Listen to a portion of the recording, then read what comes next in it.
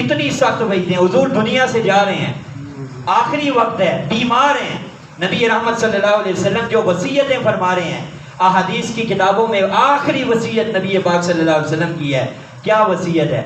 الصلاۃ الصلاۃ وما ملکت ایمانکم, کہ اے میری امت والو, میں دنیا سے جا رہا ہوں, دو چیزوں کی وصیت کر رہا ہوں.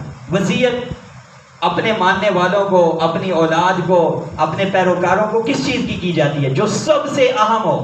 حضور نے فرمایا میری امت والو, میں دنیا سے جا رہا ہوں لیکن نماز کی وصیت کر رہا ہوں. الصلاۃ الصلاۃ, نماز کو ترک نہ کرنا. وما ملکت ایمانکم, اپنے ماتحتوں کے ساتھ حسن سلوک کرنا, ظلم نہ کرنا. اور کہیں پر حضور فرما رہے ہیں قرۃ عینی فی الصلاۃ, میری آنکھوں کی ٹھنڈک نماز ہے. کہیں پر فرما رہے ہیں لا سہم فی الاسلام ممن لا صلاۃ لہ, اس بندے کا اسلام میں